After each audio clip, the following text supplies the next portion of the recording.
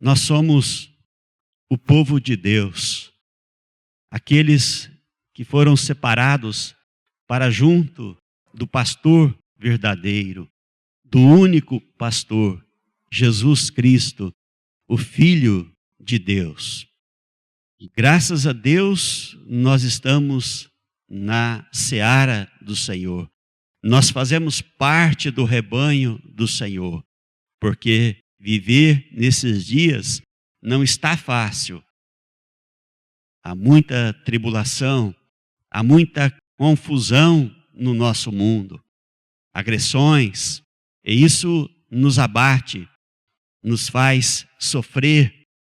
Mas, graças a Deus, nós somos este povo que tem onde se recorrer. Muitos estão abatidos, angustiados, mas não conhecem o Senhor. Não foram apartados para o seu rebanho e se encontram sofridos e nesta situação, sem ver e sem ter esperança, é complicado, é difícil. Por isso, olhando para nós, vendo que também estamos inseridos nesta mesma sociedade, pode-se dizer louca e descontrolada, mas nós temos um Senhor, nós temos uma igreja, nós somos um povo que deve ver as coisas de uma forma diferente. Está difícil para mim, para você, irmão, para você, irmã. Está difícil, sim, mas nós não vamos nos dar ao mundo para tentar resolver os nossos problemas, para tentar sair da situação difícil que às vezes nos encontramos. Nós temos que ter um diferencial. O homem do mundo crê no mundo e ele, buscando solução, ele busca apenas aqui, nas coisas deste mundo. Mas nós não. Nós temos que buscar em outro lugar. E o Salmo 121, o salmista fala sobre isso. Onde nós devemos buscar o nosso socorro. Salmo 121, versículo 1. O salmista diz assim: levantarei os meus olhos para os montes, de onde vem o meu socorro. O meu socorro vem do Senhor, que fez o céu e a terra. Olha, irmãos, onde está o nosso socorro? Eu vou levantar os meus olhos para os céus, para Deus. Eu não vou ficar aqui buscando a solução neste mundo. Por quê? Porque eu não vou encontrar. O meu problema está aqui dentro de mim. É de natureza espiritual. Existem pecados, existem equívocos que, por consequência, me geraram enfermidades, abatimentos, sim, enfermidades visíveis, abatimentos e angústias que qualquer um pode enxergar na minha face que eu estou angustiado. Mas a solução está em Deus. Só Ele pode mexer aqui dentro. Então, quando eu estou necessitado, eu busco em Deus. Nós precisamos buscar em Deus. O povo de Deus busca no Espírito do Senhor a solução. Por quê? Porque Ele é capaz de fazer isso. Mas será que é capaz mesmo? Sim, Ele é capaz. O Salmo diz: o meu socorro vem do Senhor, que fez o céu e a terra. Ele criou todas as coisas. Ele pode nos ajudar. Então vamos entregar a nossa vida nas mãos de Deus, olhando para Jesus Cristo, sabendo que é Ele que vai trazer a solução. Não vamos nos enganar como muitos têm feito. Dizem ser cristãos, mas não buscam ao Cristo de Deus para ser ajudado, para ser orientado. O pregador fala, os profetas da atualidade falam, é como se eles não existissem. É como se nós vivêssemos um tempo onde Deus esqueceu o povo e os homens de Deus vieram até o último dia que foi escrito a Escritura, como se Deus não tivesse enviado mais e mais homens para falar, mais e mais profetas para dizer que há um Deus salvador, um Deus que pode nos ajudar, porque muitos de nós recusamos a palavra de Deus e na dificuldade, no querer melhorar a nossa vida, nos esclarecer, nós buscamos a solução no mundo. Não vamos encontrar.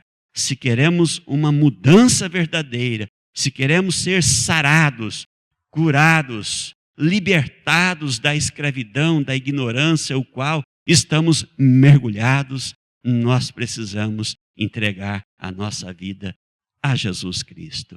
Que Ele nos abençoe e abençoe o pastor José, que vai proferir a palavra desta noite. Nós gostaríamos que a igreja nos acompanhasse no livro do profeta Daniel, no capítulo 9.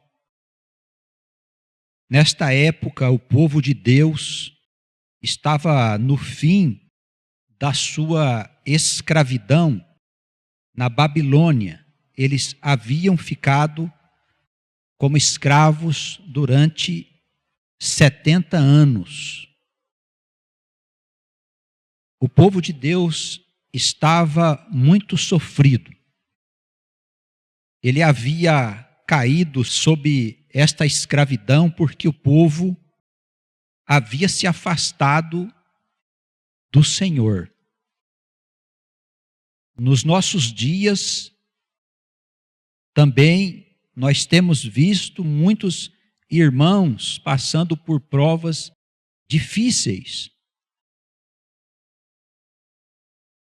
Em muitas ocasiões, eles nos perguntam a causa desses sofrimentos. E a palavra do Senhor, ela deixa claro que todo sofrimento provém do nosso distanciamento de Deus. Nós somos os seus filhos. Nós somos as suas criaturas. Nós temos em nós a centelha divina do Pai. Não podemos existir sem estarmos em harmonia com Deus. E para nós aprendermos, nós precisamos consultar o passado do povo escolhido. Nós somos o povo de Deus deste tempo. Em todas as épocas, este povo teve dificuldades em andar com o Senhor, porque o mundo, ele sempre oferece uma outra via que nos afasta do Senhor. Nesse tempo, estava aqui à frente do povo o profeta Daniel. Foi um dos jovens que foi levado para a Babilônia na época que o Nabucodonosor, o rei lá da Babilônia, invadiu Israel e destruiu a cidade e levou o povo cativo. E o profeta Daniel, ele faz aqui uma oração bastante interessante, mostrando a origem do sofrimento daquele povo. Nós precisamos aprender com ele para ver se também nós não temos necessidade de fazer como eles fizeram. Principalmente se a nossa vida não está seguindo no rumo que nós esperamos que estivesse seguindo. Nós temos expectativas, esperamos que Deus possa nos ajudar, mudar a nossa vida, estabelecer na nossa família uma segurança, e nem sempre estas coisas acontecem. E nós precisamos saber as causas, porque corremos o risco de perder a nossa fé. A palavra do Senhor, aqui no capítulo 9 do livro de Daniel, ela diz assim: no ano 1º do rei Dario, filho de Assuero, da linhagem dos Medos, o qual foi constituído rei sobre o reino dos caldeus, que era a Babilônia, no primeiro ano do seu reinado, eu, Daniel, entendi pelos livros que o número dos anos de que falara o Senhor ao profeta Jeremias, em que haviam de cumprir-se os sofrimentos de Jerusalém, era de 70 anos, que era o período que o povo ia ficar como escravo. E eu dirigi o meu rosto ao Senhor Deus para o buscar com oração, súplicas, jejum, saco e cinza.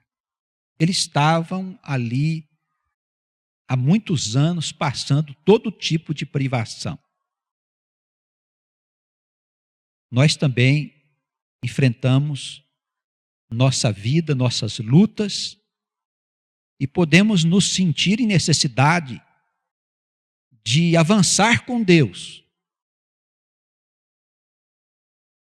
Ele diz que dirigiu o seu rosto ao Senhor para o buscar. Nas nossas orações, nós precisamos também buscar o Senhor por súplicas, jejum. Que tipo de jejum que ele está falando aqui? Não é aquele jejum que a gente fica sem comer para conseguir as coisas do mundo, mas é um período de recolhimento que nós devemos fazer para que as nossas súplicas e as nossas orações elas possam chegar até o Altíssimo. Algumas pessoas pensam que basta balbuciar aí algumas palavras, algumas rezas, para que o Senhor já nos escute. Não é bem assim não, viu, irmãos? Nós vivemos num mundo que está envolto pela escuridão, disse o apóstolo João. Estamos mergulhados num ambiente desfavorável. E quando o profeta fala aqui de oração e súplica, ele não está falando aqui de alguma coisa mágica, que basta falar que os céus vão ouvir. Ele está falando aqui de enviar o nosso pensamento até o Senhor, de voltarmos o nosso coração para o Senhor, de conversar com o Senhor, de fazer com que as nossas súplicas possam sair aqui desse mundo e atravessar esta escuridão para chegar até os céus. Não basta apenas orar com os lábios. É preciso, sobretudo, nós orarmos com a profundidade e sinceridade do nosso coração.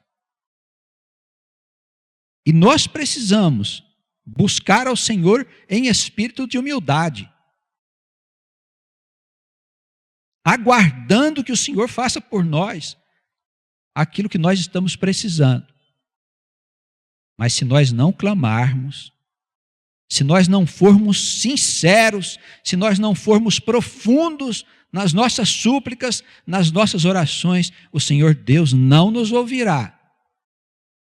Eu quero recordar à igreja que são muitas passagens no Novo Testamento em que a palavra nos ensina a insistir, a perseverar, a bater na porta insistentemente. Isso quer dizer o quê? Que nós temos que orar com qualidade, nos recolher para conversar com o nosso Deus. Eu dirigi o meu rosto ao Senhor Deus, versículo 3, para o buscar com oração, com súplicas, com jejum, saco e cinza. O que quer dizer saco e cinza? A forma extrema de se humilhar perante o Senhor. Eles até suas roupas, eles deixavam de lado, se cobriam com um saco e se sentavam no chão para poder conversar com o Senhor. Como se eles não tivessem nada a apresentar ao Senhor, a não ser as suas súplicas, os seus pedidos, os seus clamores. Se nós não batermos na porta da casa de Deus com humildade, irmãos, o Senhor vai nos humilhar. Se nós acharmos que nós já temos merecimento disso, daquilo, o Senhor vai nos humilhar. Ele vai enviar para a nossa casa as provas difíceis. Porque Deus, Ele quer o nosso mal? Não, o Senhor quer o nosso bem. Mas, infelizmente, como eu disse a princípio, em todas as épocas, o povo de Deus acabou se desviando do caminho. E nos nossos dias, isso não é diferente.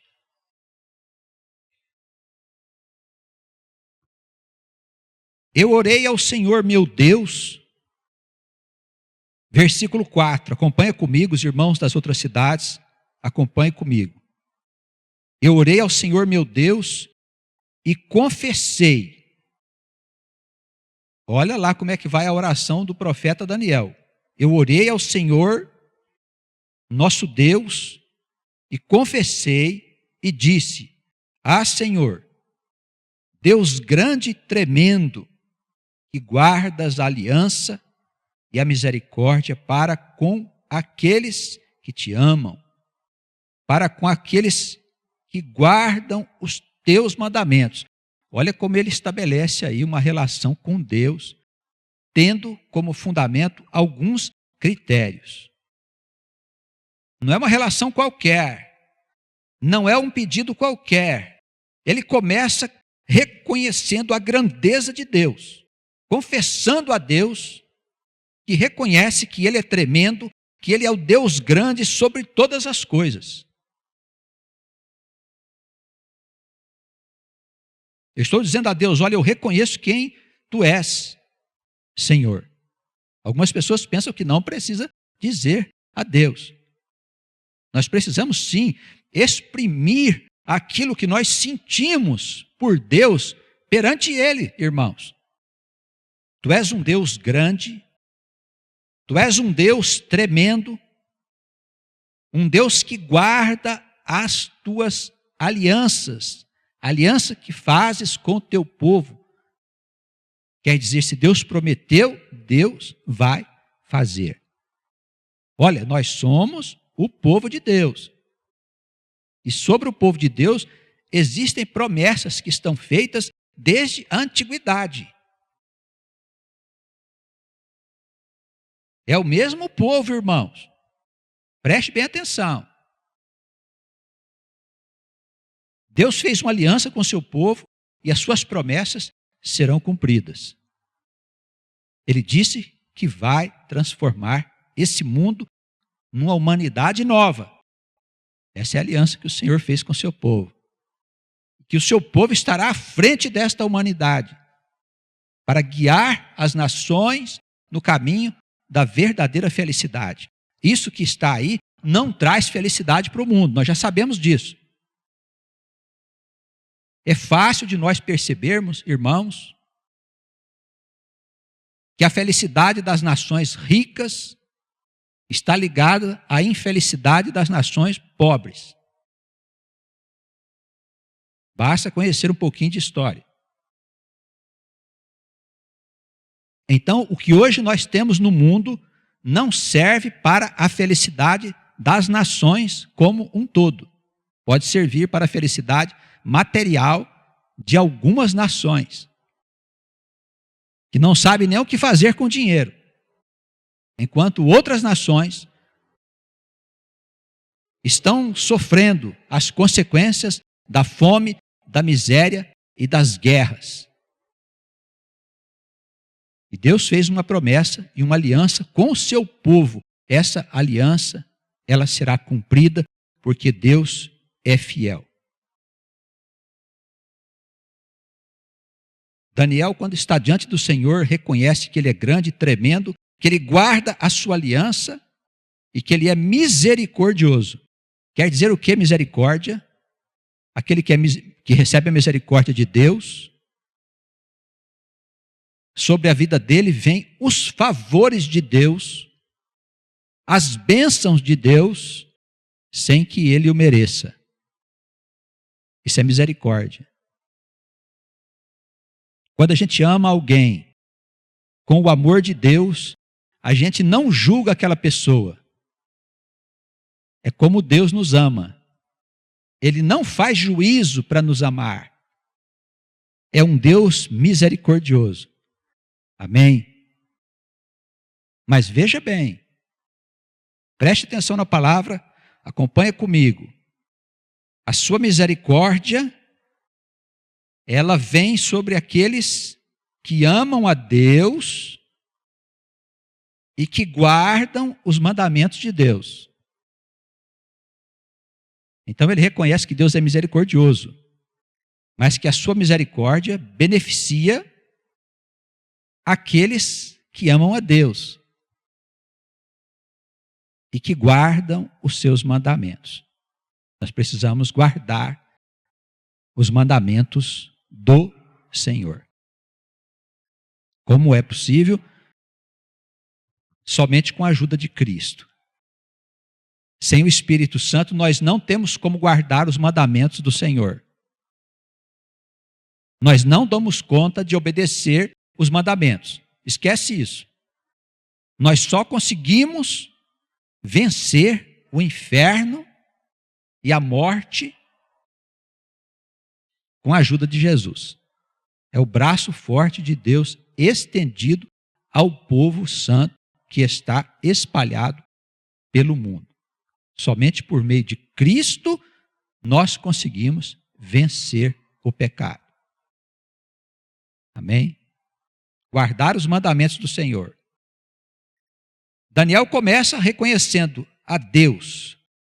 Tu és grande, Senhor, tu és tremendo, Senhor, tu guardas a aliança, Senhor, tu és misericordioso, Senhor, para com aqueles que te amam, para com aqueles que guardam os teus mandamentos. Muito bem. O que mais? O profeta continua, versículo 5. Senhor, nós pecamos. Olha como você tem que estar diante do teu Senhor.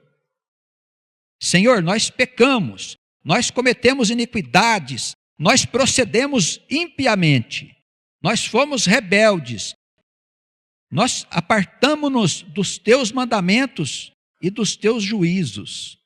Nós não demos ouvidos aos teus servos, os profetas, que em teu nome vieram falar aos nossos reis, aos nossos príncipes, aos nossos pais, como também a todo o povo da terra.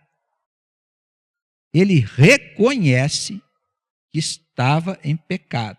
Não só ele, assim como todo o povo de Deus que tinha sido levado como escravos ali para a Babilônia. E lá ficaram 70 anos servindo o rei Nabucodonosor e o seu filho.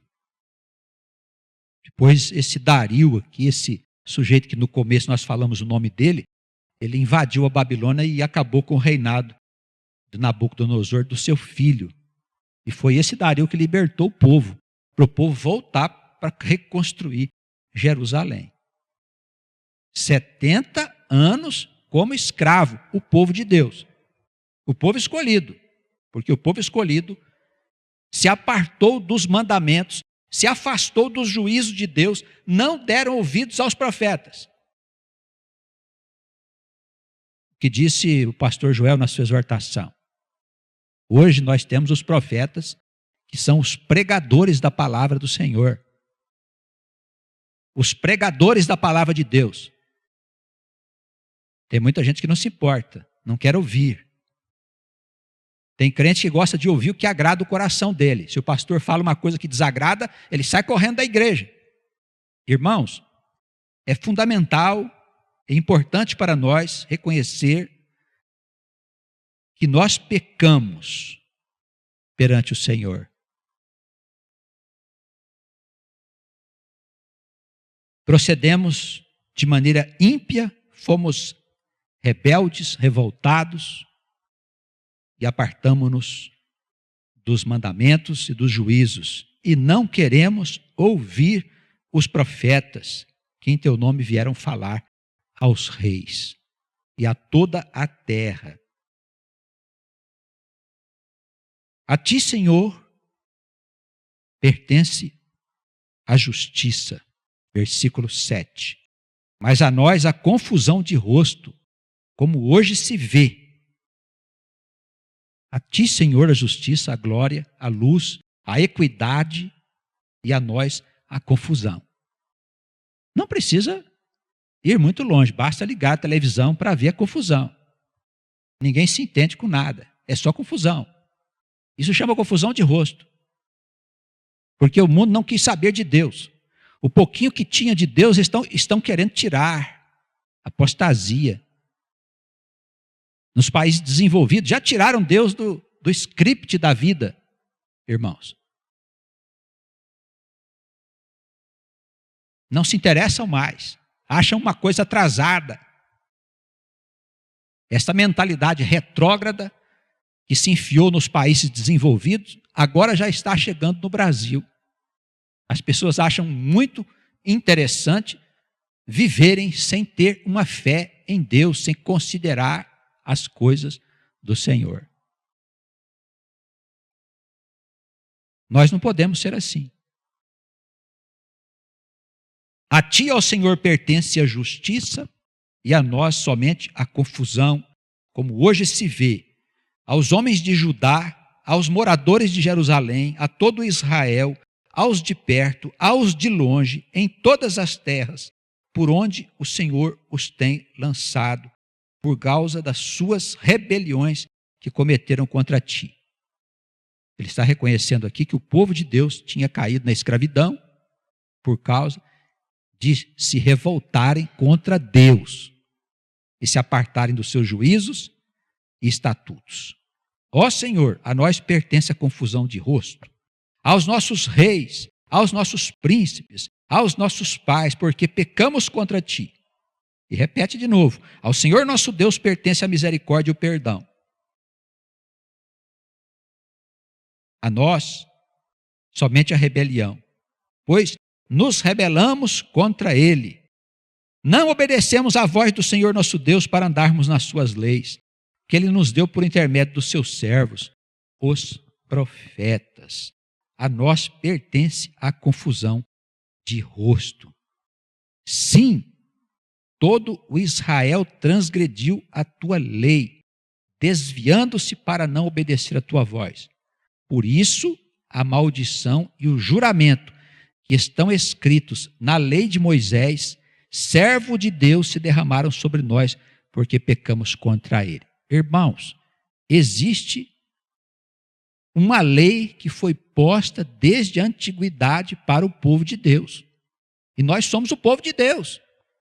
Então, os mandamentos que foram escritos por Moisés, eles têm a ver com a nossa vida, irmãos. O Senhor estabeleceu as regras fundamentais para orientar a nossa conduta.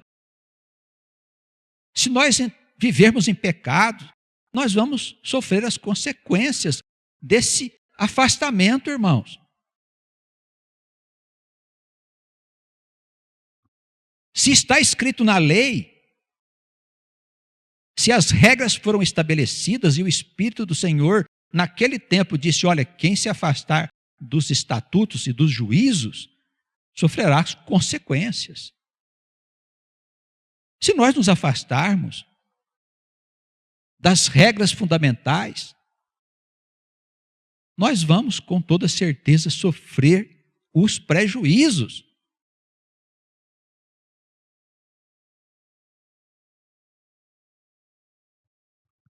E ele confirmou a sua palavra, versículo 12, que falou contra nós e contra os nossos juízes que nos julgavam, trazendo sobre nós um grande mal, porquanto debaixo de todo o céu nunca se fez tantas coisas erradas como se fez em Jerusalém. O povo de Deus em Jerusalém tinha feito todas as loucuras que os irmãos puderam imaginar. Idolatria, confusão de toda a ordem que os irmãos puderem imaginar. Deus enviava os profetas, vinha o profeta para poder dizer, olha, vocês não podem fazer isso. Eles matavam os profetas.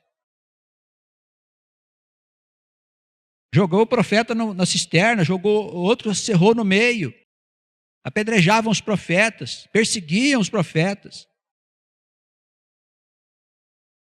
A consequência desse distanciamento de Deus foi para aquele povo a escravidão.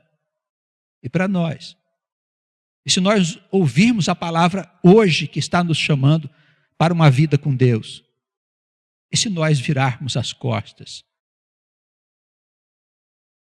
e se nós nos dermos à idolatria, hoje tem muitos ídolos nesse mundo, irmãos, e tem muita gente na igreja que está atrás desses ídolos. Quem são aqueles que vão nos socorrer? Os pastores? Os gurus? Os espíritos? As potestades? Quem vão nos socorrer? Quem que vai trazer a solução definitiva para a nossa vida? Eu vos digo, é o Espírito de Deus. É o Espírito Santo, que nos é dado por Jesus Cristo. É aí que está a solução definitiva para qualquer mal que você estiver sofrendo. Seja escravidão, seja enfermidade, seja perturbação, seja o que for.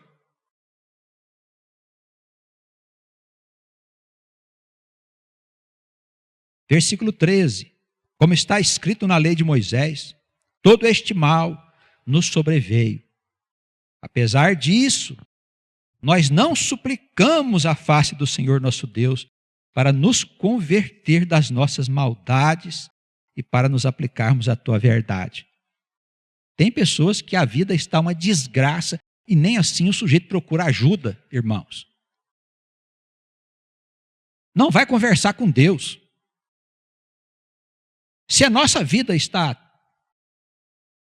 dando errado em todos os sentidos, se o Satanás entrou dentro da nossa casa, se ele trouxe com ele a perturbação, a enfermidade, o infortúnio, o insucesso, todos os males que são próprios desse espírito, nós precisamos buscar o nosso Deus, nos colocar diante da face do Senhor e conversar com o Senhor e dizer a Ele que nos ajude a nos convertermos da nossa vida de pecados, de preguiça, de indiferença, a uma vida com Ele.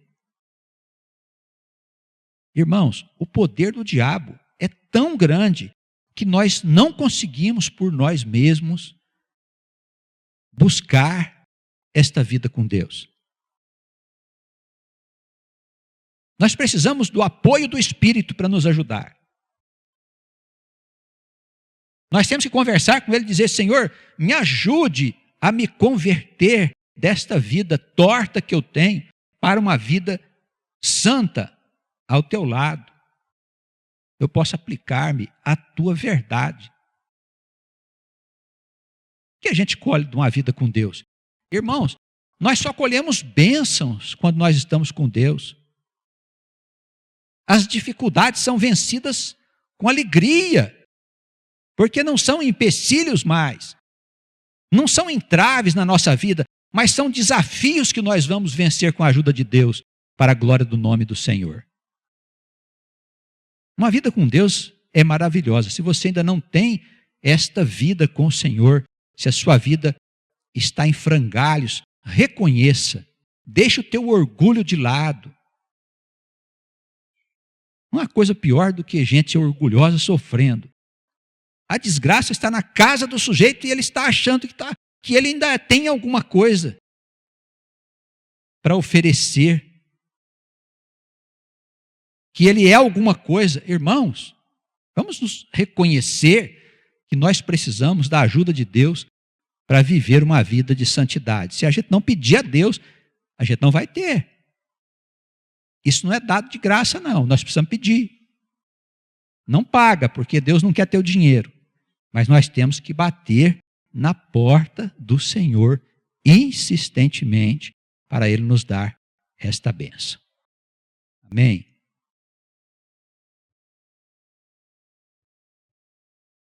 Por isso o Senhor vigiou sobre o mal, versículo 14, e o trouxe sobre nós, porque justo é o Senhor nosso Deus em todas as suas obras que fez, pois não obedecemos a sua voz. Agora, pois, ó Senhor nosso Deus, que tiraste o teu povo da terra do Egito com uma mão poderosa, e ganhaste para ti nome, como hoje se vê. Temos pecado, temos procedido impiamente. Você vê que versículo a versículo ele reconhece a grandeza de Deus e o pecado do povo. Isso é importante nas tuas orações, nos teus jejuns, nos teus recolhimentos. Reconhecer a grandeza de Deus e a nossa fraqueza. Isso é fundamental para você receber o favor de Deus. Amém? Vamos aprender com o profeta. É o mesmo povo. Nós somos os mesmos pecadores. Nós nos separamos do Senhor. Então vamos aprender com ele. Ó Senhor, versículo 16. Segundo todas as tuas justiças, aparte-se a tua ira e o teu furor da tua cidade de Jerusalém, do teu santo monte, porque por causa dos nossos pecados e por causa das nossas iniquidades, das iniquidades dos nossos pais, tornou-se Jerusalém e o teu povo uma vergonha para todos os que estão em redor de nós. Uma cidade gloriosa que era Jerusalém, a cidade santa do povo de Deus, se tornou uma cidade vergonhosa. Mais reconhecimento. Agora, pois, ó Deus nosso, ouve a oração do teu servo e as suas súplicas, e sobre o teu santuário assolado faze resplandecer o teu rosto por amor do Senhor. Inclina, ó Deus meu, os teus ouvidos a nós e ouve.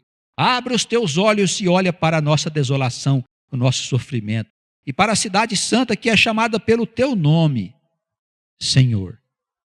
Porque não lançamos o nosso pedido perante a tua face, confiando nas nossas justiças, mas nas tuas muitas misericórdias. Amém? Prestou atenção? Não estamos te buscando, ó Deus, porque nós merecemos ou porque somos justos, mas porque tu és um Pai misericordioso. Tenha compaixão de nós. Irmãos, preste atenção. Isso não envolve lei. Isso é evangelho puro. É um desgraçado, sofrido, cuja vida está em frangalhos, que o Satanás entrou, destruiu, conversando com Deus e dizendo, olha Senhor, eu sou mesmo alguém que se desviou profundamente dos teus caminhos. Tenha misericórdia de mim, porque tu és um Deus grandioso. Eu só fiz coisa errada até agora. Essa conversa é evangelho. Se nós buscarmos o Senhor, pensando que nós temos algum merecimento para Ele nos socorrer, olha, Ele não vai te socorrer. Não tem nada pior perante Deus do que uma pessoa virtuosa. Sabe aquele sujeito santo da igreja? Aquilo é terrível perto do Senhor. Os irmãos se lembram do fariseu e do publicano, aquela história que Jesus conta, que 2 homens subiram no templo para orar, e que o fariseu, ele lá na frente dizia, olha, tenho cumprido com todas as minhas obrigações. Sou um homem que não cometo pecado. Não sou como os publicanos, como os ladrões. Não cometo adultério. O publicano lá no cantinho de joelho dizia, Senhor, sou pecador, me ajuda. Aquele foi justificado. O fariseu, o puro, o todo importante, esse não foi justificado.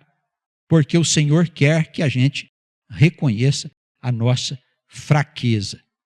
Porque é na fraqueza que Ele aperfeiçoa o servo e a serva dele. Tá bem? Na fraqueza, não é na fortaleza. E um justo sempre é um sujeito forte, né? Ó, eu tenho virtudes. Sou bom, pago meus dízimos, faço as minhas ofertas, eu não cometo adultério. Todas estas coisas, elas não são boas para nós apresentarmos diante de Deus quando nós estamos procurando a sua ajuda. Inclina, pois, ó Deus meu, os teus ouvidos e ouve, abre os teus olhos e olha para a nossa desolação e para a cidade que é chamada pelo teu nome, porque não lançamos as nossas súplicas perante a tua face fiados em nossas justiças, mas em tuas muitas misericórdias. Ó Senhor, ouve, ó Senhor, perdoa, ó Senhor, atende-nos, age sem tardar, por amor de ti mesmo, ó Deus meu, porque a tua cidade e o teu povo são chamados pelo teu nome. Amém. Ele até dá uma peladinha, para Deus. Ele fala: Senhor, nós somos o teu povo, nós estamos mal. Olha, nós somos chamados pelo teu nome, ajuda a gente, para a gente não ser uma vergonha para a humanidade.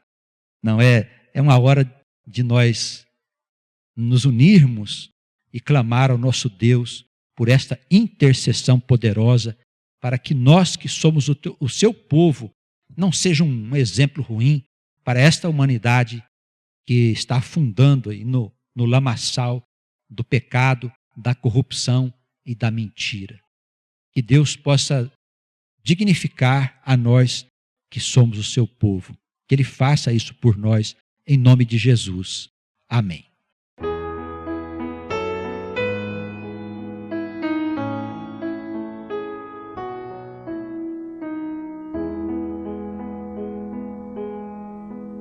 O Senhor é meu pastor, o meu guia e rei. O Senhor é a força e a luz do viver. Ao seu lado eu sempre estarei.